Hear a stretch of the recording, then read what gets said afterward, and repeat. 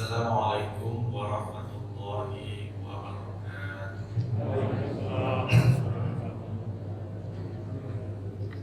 Innal hamdalillah nahmaduhu wa nasta'inuhu wa nastaghfiruh wa na'udzu billahi min shururi anfusina wa sayyiati a'malina.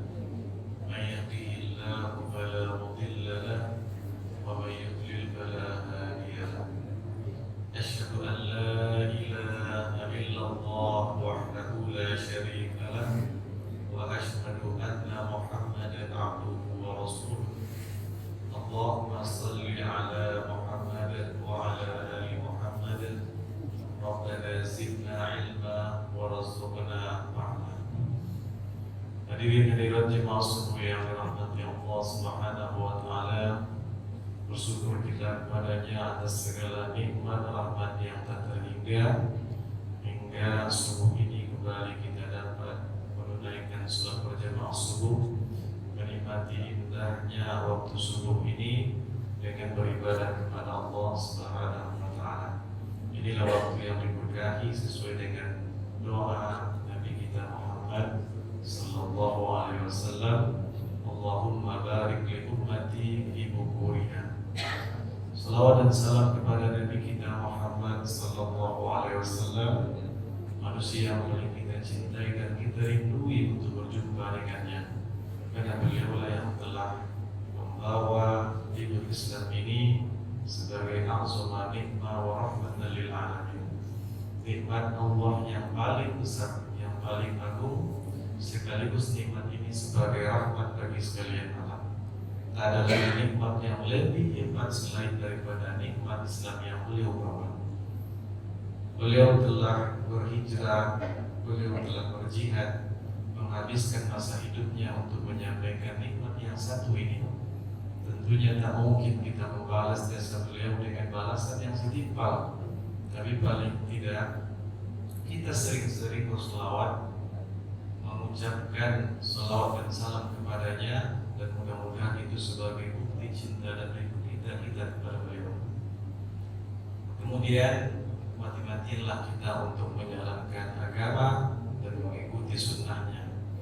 Itulah satu-satunya jalan selamat kita untuk menuju tempat kita yang sebenarnya.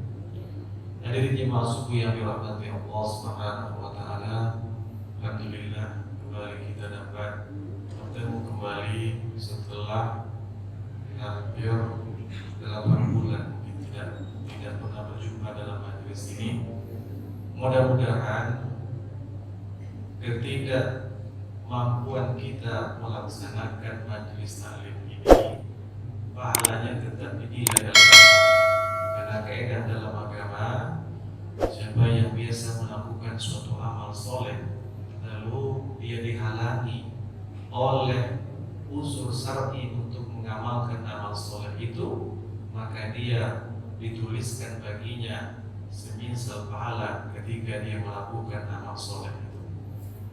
Dan ini yang coba kita sampaikan pada subuh hari ini, hadis-hadis tentang bagaimana kita mendapatkan rahmat Allah dengan amal soleh.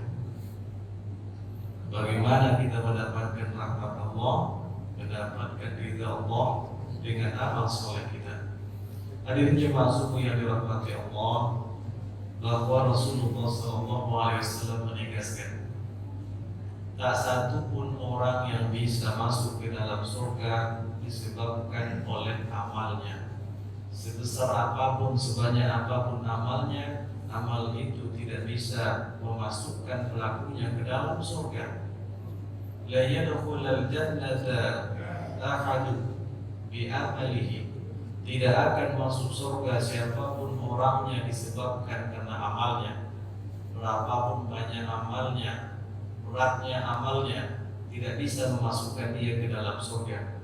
Qalu wala anta ya Rasulullah, apakah engkau juga tidak ya Rasulullah? Kata para sahabatnya, wala ana illa ayyatagammadani Allahu bi rahmatihi, kecuali Allah melingkupi aku dengan rahmatnya. Jadi rahmat itulah yang bisa memasukkan ke dalam surga. Rahmat Allah itulah yang mati-matian kita cari, kita perjuangkan dalam kehidupan dunia ini.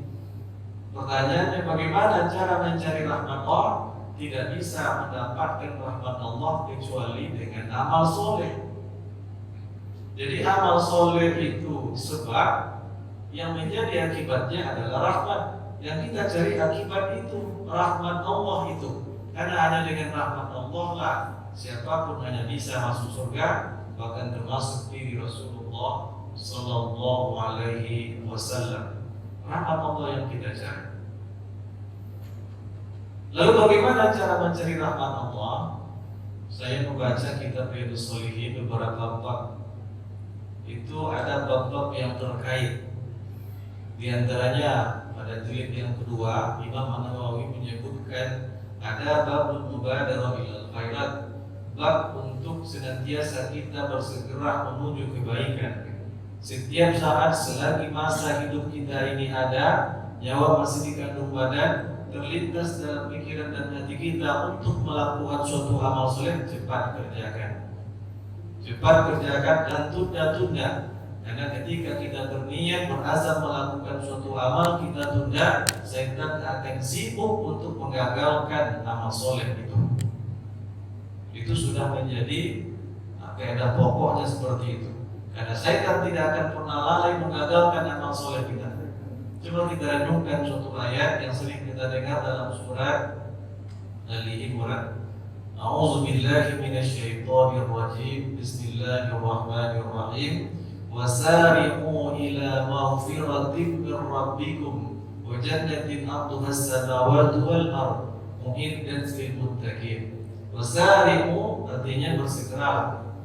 Timbangan dalam bahasa Arab ketika dikatakan timbangannya sara'a yusari'u musara'a, kemudian fi'il amarnya sari'u ada di tengah, itu biasa untuk menyebutkan makna ada saling keterlibatan antara dua pihak.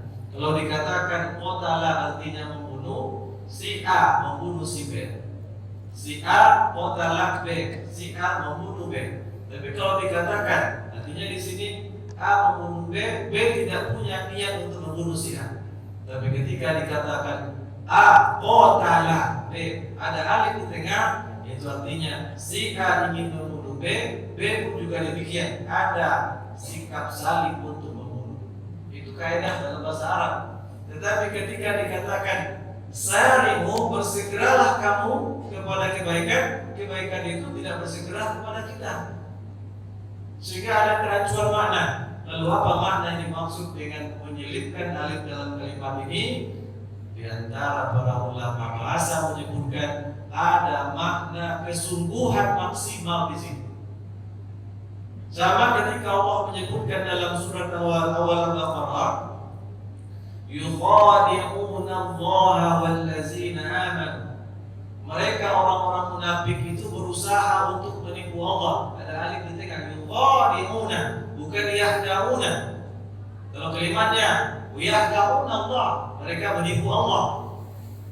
Itu biasa, tapi yukhadi'una seharusnya dalam kaidah umum mereka berusaha untuk menipu Allah, Allah pun juga berusaha menipu mereka. Tapi ternyata bukan Allah yang berusaha menipu mereka. Apa makna penyelipan alif di sini? Itu maknanya adalah ada usaha maksimal. Artinya orang-orang munafik itu sehabis-habis usaha berusaha untuk menipu Allah. Tak ada cara yang bisa mereka lakukan lagi, baru mereka berhenti untuk menipu Allah. Dan Allah tidak ingin menipu mereka. Begitulah pengungkapan kata wasari'u, artinya bersegeralah kalian sehabis-habis usaha selagi nyawa masih ada untuk menuju ampunan Tuhan kalian. Jangan pernah berleha-leha. Hidup ini sebentar. Mencari keridhaan Allah itulah isilah setiap waktu kita selagi ada niat berdetik. Sebab ketika niat muncul untuk beramal soleh, itu adalah rezeki. Bayangkan seandainya tidak ada niat sama sekali atau jarang sekali muncul ada keinginan untuk berbuat baik, itu musibah. Tapi kalau ketika ada niat baik, saya ingin berinfak, cepat lakukan, itu rezeki. Niat itu rezeki. Sekarang rezeki itu syukuri akan dia jadi berkah, laksanakan niat untuk bersedekah itu. Jadi ada rezeki berupa niat, laksanakan, dia jadi berkah. Karena berkah itu adalah penambahan dari amal-amal soleh. Insya Allah kita akan selamat mendapat ridhonya Allah. So ada orang yang amal soleh banyak tapi belum tentu mendapatkan keridhaan Allah, dia masuk surga juga, ada yang seperti itu. Nah, agar kita mendapatkan rahmat Allah, kita mendapat rahmat Allah dan Allah ridho kepada kita. Di dunia ini kita bisa mengukur bagaimana caranya Allah ridho kepada kita. Caranya kita ukur ketika kita diuji, kita ridho dengan apa yang Allah lakukan terhadap kita, itu artinya Allah juga ridho kepada kita. Demikian, semoga bermanfaat. Mari sama-sama untuk kita berusaha mengamalkannya. Terima kasih atas perhatian.